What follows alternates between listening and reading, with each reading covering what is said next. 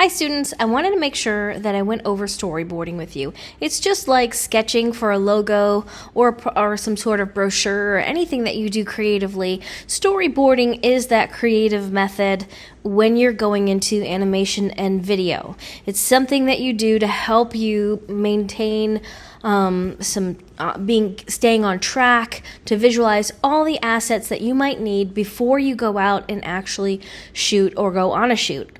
Lots of animation takes lots of time, so you want to make sure that you're getting the exact thing you want. So you can often go to your client and show them sketches of what you see actually being the final product. Same thing goes with video as well.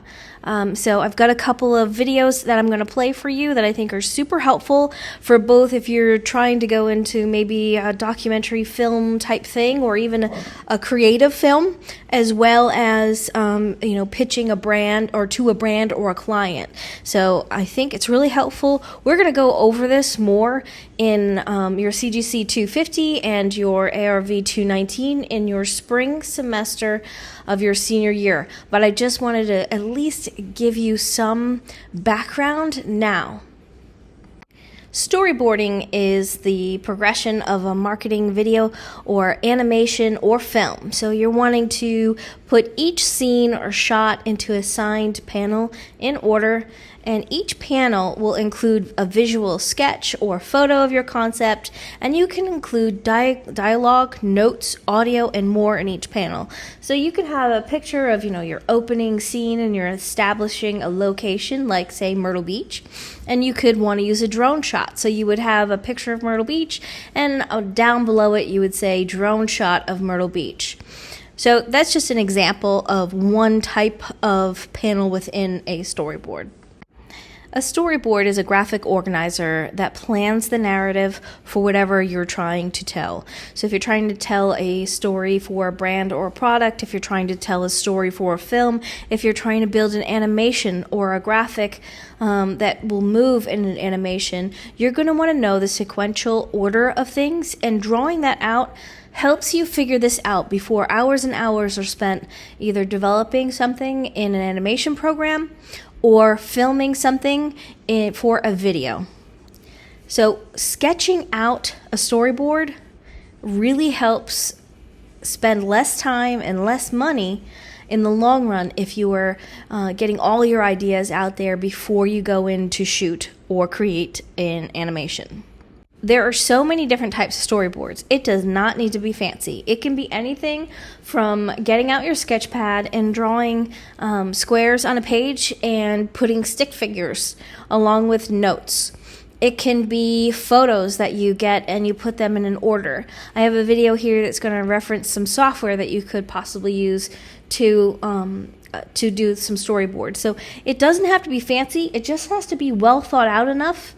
And if you're pitching to a client, you're going to want to have your sketches a little bit more fancy or mocked up more than if you were just pitching to another coworker or student involved with the project. So you want to make sure that you are clearly communicating what it is you are trying to say. But long story short, it does not have to be fancy. It can be anything on any kind of piece of paper. It could be on a napkin, as long as it's thought out well. This video goes over some more filmmaking type storyboards and how you will see some storyboards and how they actually brought it to life. And I found this video really helpful to help communicate how powerful the storyboarding process really is. Hey guys, I'm Kevin. You might know me as the sound guy at Rocket Jump Film School, but I've also storyboarded some of our shorts and shows. I'm going to share some of the basics about storyboarding with you today.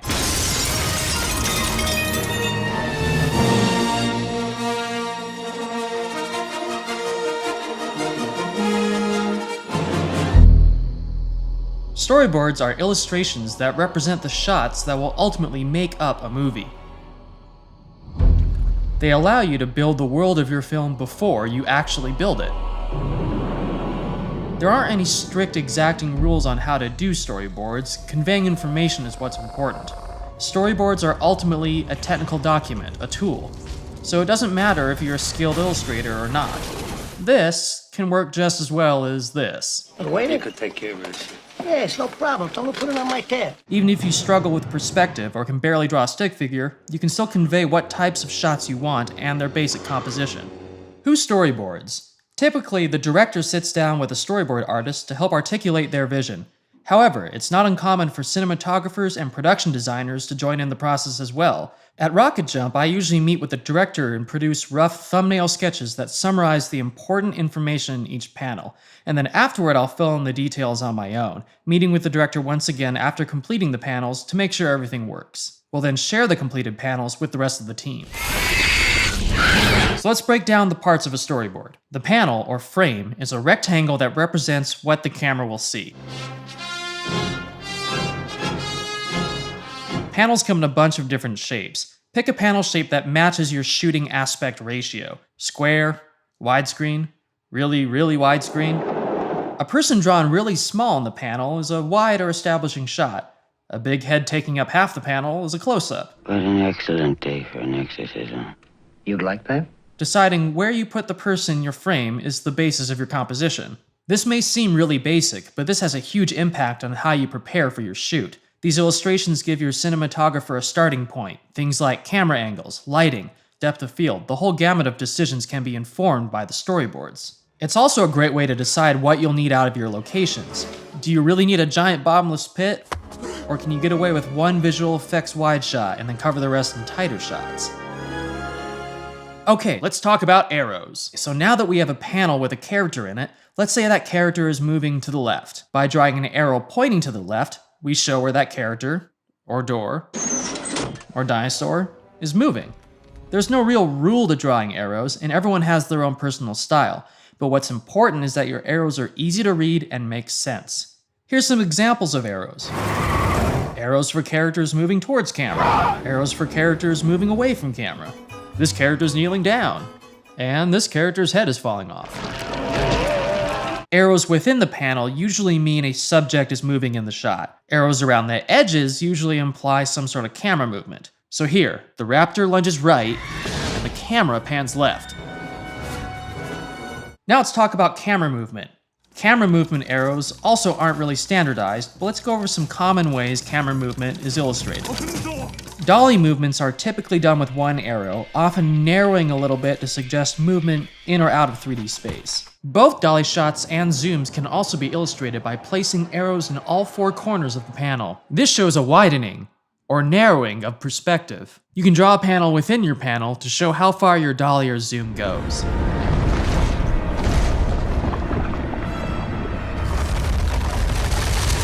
Clearly conveying information is key, so it's better to over-explain than to confuse people. Pans are often shown with an arrow on the side of the panel, either pointing to the left or to the right. Tilts up and down are done much the same way, except with the arrows at the top or bottom of the panel. You can also elongate the panel to fit the entire shot in a single drawing.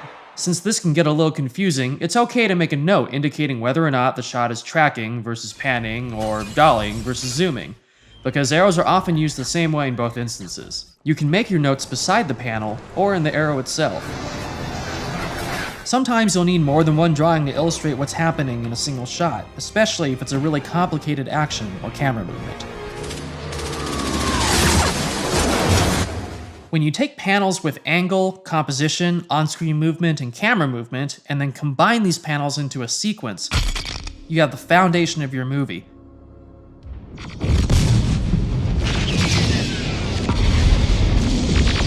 Storyboards are particularly useful for preparing scenes that require multiple effects techniques.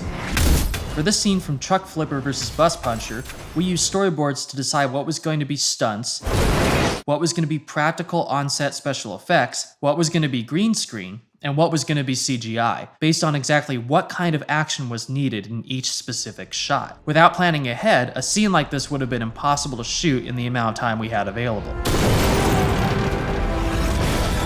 Storyboards are typically created based off a completed script, but if you're doing a story that's extremely visual, storyboards essentially can be your script, like with Mad Max Fury Road. Since it's such a visual film, the beats were more effectively planned out with pictures than with text on a page. While this is an extreme example, this holds true for preparing all visually complex scenes. There's also plenty of other alternatives to storyboarding. Stanley Kubrick used actual photos from his location scouts to find his compositions. It's also worth mentioning that filmmakers who've adapted comics and graphic novels often use the original artwork essentially as storyboards for the final film. You can make animatics of your sequences on your computer to include motion and timing. You can also videotape your previs, which is really useful for complex action.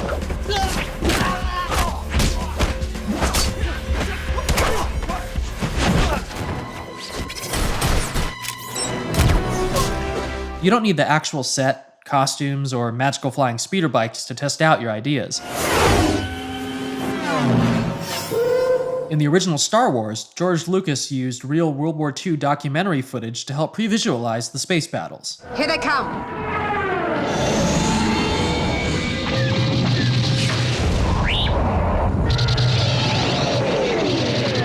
Animation has also been used to help capture complex sequences.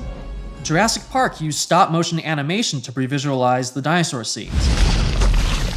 When the decision was made to use CGI in the final film, they'd already planned ahead in painstaking detail and knew exactly what specific movements the CGI was going to need to be able to do.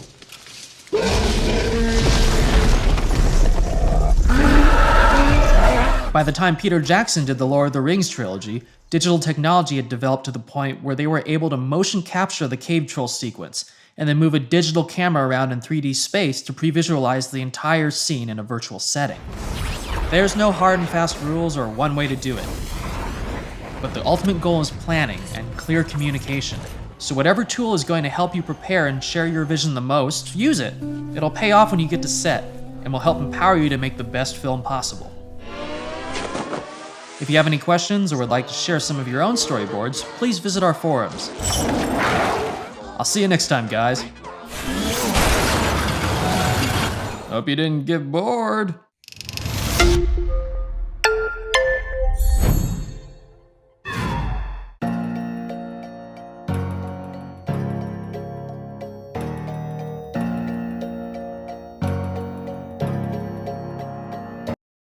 Here's an example of how these two storyboard creatively in different methods.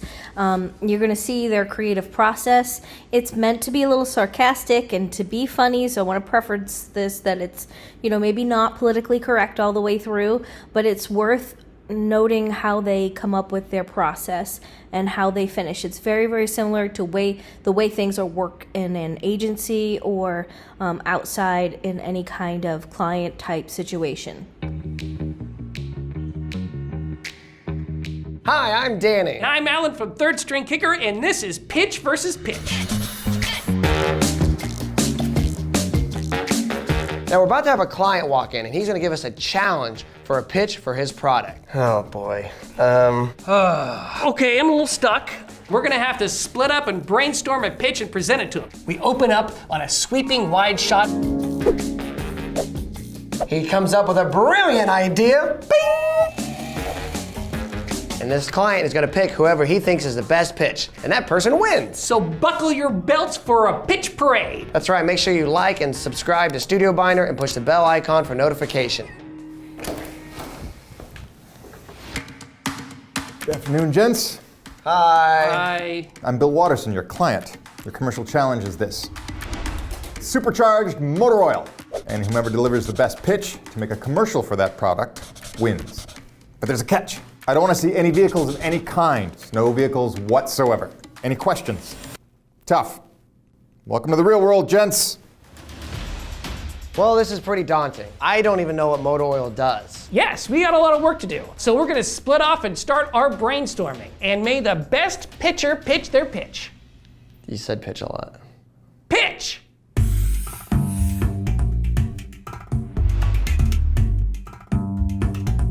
Okay, so what do I know about motor oil? The answer is nothing. There are a lot of different ways that you can brainstorm an idea. I mean, you can actually brainstorm all the different ways to brainstorm. The first thing you gotta do is understand the value proposition of the product. For example, Skittles are tasty. My doctor says I have Skittles pox. Are they contagious? I don't think so. Contract the rainbow. Taste the rainbow. You can't pitch something if you don't know what it does. So I asked myself, what does motor oil do? And I've actually gone to Wikipedia and looked it up. Oh, it's a lubricant. One great tool is free association. Just whatever is in your head, write it down. I mean, you can list all the different scenarios that pop in your head, and then now you have a starting point. Lubrication is used in erotic activity. A commercial about sex and motor oil sounds horrible. I know that you can't just throw it away in like grass and stuff because it can pollute the water. I know that because in Oklahoma, we used to do that all the time growing up. Maybe cut that part out. So after you pulled everything that you know from your head, the next great tool is research. Go on the internet, read a magazine, watch a movie, watch a TV show. There's so much information out there. Just read, read, read. You can use oil in lawnmowers, chainsaws. Okay, chainsaw. It's a Texas Chainsaw Massacre, okay? Having limitations like today can actually help you in the creative process. I mean, restrictions can make you start thinking outside of the box. We're gonna get a little zany with our ideas, but I think you're gonna get the point. The Max Chainsaw guys, you know, he's got a chainsaw, and he's in a creepy barn, he's about to chainsaw this scared guy. Suddenly the chainsaw just grinds to a halt. The masked guy tries pulling the cord a couple times, but it just makes these harsh grinding noises. You know, he puts up his finger. He says, hold on, give me a second. The potential victim, you know, looks around sort of confused. And then the masked chainsaw guy takes a can of supercharged motor oil and pours it into the chainsaw, and then he gives the cord a rip, and it starts up. And it actually sounds better than ever. And then he just continues on chainsawing the guy in the barn, just really hacking up his body behind a hay bale because, you know, we want this to be tasteful. I feel good about that one. Yeah, that could work. Okay, I came with this idea. I wrote it down. So we have pollution. For some reason it makes me think of environmentalists, so it makes me think of hippies. So let's say we got this big, burly mechanic in this campsite. And he's got this big tin full of oil. And he is about to dump it when suddenly this hippie floats in on a magic carpet. And he's like, whoa, man, you better not dump that poison into Mother Earth, man. And the mechanics are like, who cares about the environment, you hippie? No, man, this aggression will not stand. And the sparks fly everywhere and they get into the forest and burns everything down. God, why did I go dark? Oh boy. If you get stuck, think about this product. What does it do competitively better than other similar types of product? So if I don't have a car, I don't want to see any vehicles of any kind. what is a situation where I need a little bit extra power? I need a little bit extra something. Extra power. Extra life. Extra power. Extra life. Extra power. Also, trying out a product can be a great way to open up ideas in your mind. I got a sample of the supercharged motor oil, so I used it and I figured out exactly what it does. Kind of. When you're pitching, storyboards are a great way to visualize your ideas. I mean, here at Studio Binder, they have a great storyboard program that you can use. Visualizing will definitely help you pitch. Okay, after talking to the mechanic, is there anything you can use motor oil for that's not for a vehicle? I came up with something. So here goes nothing. All right, I call it the Constipated Man. We have a shot here of our hero holding his stomach in pain because he is backed up. I mean, it is glacier slow in there. And to make matters worse, he's got a hot Bumble date on Saturday. And he really, really doesn't want to miss it. So we show him, and he's trying all the different products. He's guzzling everything he can get. It's the 11th hour. He's got to do something. And then He remembers his grandpa taught him all about motor oil and how it made engines run smoothly and regularly. And bing! A light bulb goes off in his head. Supercharged motor oil. I'll drink it. Bottoms up. And it's disgusting. Oh. And then suddenly, things start to happen. The supercharged motor oil is doing its job. It's in his guts and it starts moving things. Life's good. Then his organs begin to fail him. Eventually he dies. And so then we have the supercharged logo pop up that says, to relieve constipation, Supercharged is not for you. But to relieve your automobile, Supercharged is your brand. And there's a little disclaimer at the end that says Supercharged is for automobiles, not to be recommended to drink. That's it.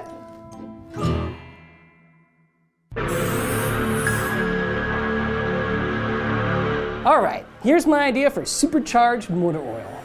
Alan, deliver a pitch that we would actually make. Okay.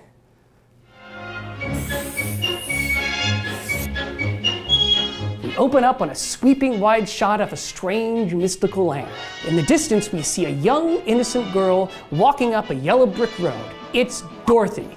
She whispers to her dog, "I don't think we're in Kansas anymore, Toto." I have a feeling we're not in Kansas anymore.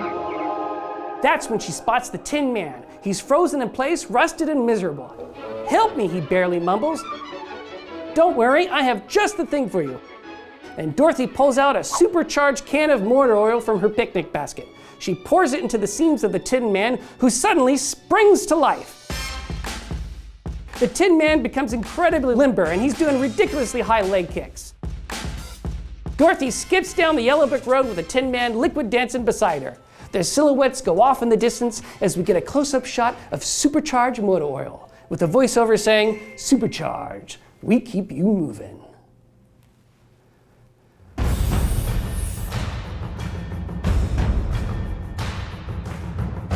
Danny. Well, that was a disaster. In every way. I'm not really sure what you were thinking. The constipated man. Or how that helps the product. Bottoms up. Oh.